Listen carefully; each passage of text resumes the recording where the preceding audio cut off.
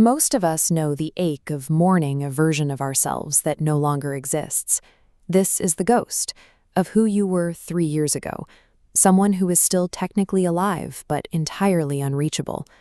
You look at your hands and realize they don't hold things the same way anymore. We try to build a future out of the rubble of our former selves, obsessively trying to glue the pieces of the past back together while wondering why the seams still leak. In the valley of Blackwood Ridge, Elena worked the furnace. She was a glassblower, a shaper of hot breath and liquid sand, but her right wrist had been crushed in an accident 2 years prior. Now her movements are defined by stiffness and a physical hesitation that no amount of focus can erase.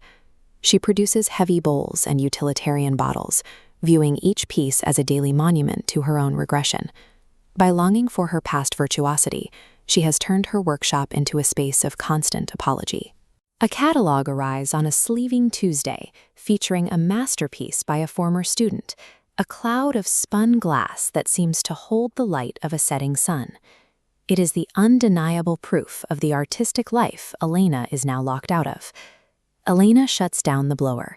The fire sinks from a fierce white to a dull, resentful red. She retreats into the gray fog of the valley, fully surrendering to the weight of her physical limits.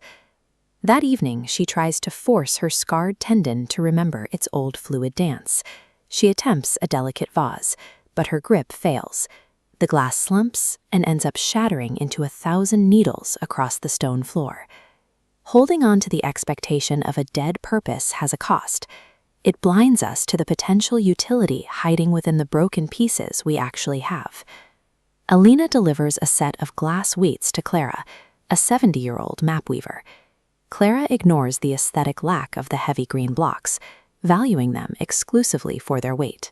They are the absolute only things heavy enough to keep her intricate threads from shifting in the high valley winds. Clara describes the tidal bore of the Lowcountry, a violent wall of seawater that crashes backward up the river mouth. Young fishermen often drown trying to race this wave, attempting to use its speed to reach the market first. An old builder in the same valley chose a different path. He constructed a long, sloping stone pier at an angle to the current. This wall forced the wave to split and dissipate, leaving behind a quiet basin of rich river clay, the very material he used to build the stoves that kept the valley warm. Success after a trauma comes from designing a new system to harvest what the destruction leaves behind, rather than trying to fight the wave head-on. On a footbridge above a swollen stream, Elena watches a gray heron descend into the mist. It touches down on a slippery boulder in the torrent and goes completely still, letting the brown water swirl around its legs without flinching. Later that night, Elena wakes to a throbbing wrist. She sits at her kitchen table and lights a single candle, watching the yellow flame flicker against the pine wall. She had spent 2 years treating her current self as a broken version of her past. She looks at her scarred wrist and sees the raw material for a new foundation, the specific stone pier her future will have to be woven around. Healing begins when you stop trying to repay the debt you owe to your former identity. The heavy iron pipe she once resented is the only tool that can forge an anchor. Elena returns to the kiln and selects the heavy iron rod used for architectural casting. She stops fighting her wrist and shifts her weight to her hips, using her entire upper body to swing the molten mass. She creates massive, thick-walled vessels filled with trapped volcanic smoke and river sand. When a vessel cracks, she lays a heavy seam of clear crystal right over the fracture, emphasizing the raw wound until it looks like a vein of ice in dark stone. Aligning efforts with her new physical reality transforms these limitations into defining characteristics of her work. These heavy glass blocks became essential to the mountain community.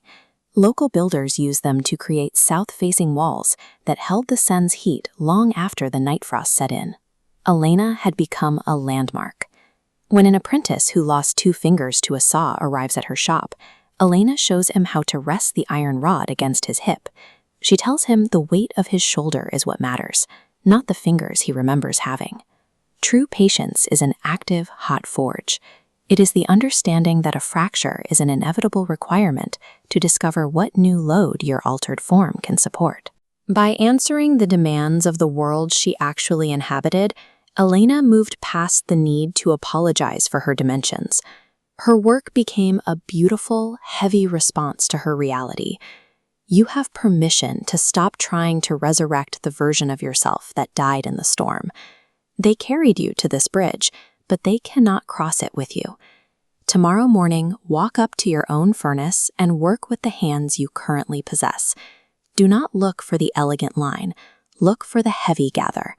Survival is the courage to stand firmly on the foundation you built from the mud of your own destruction.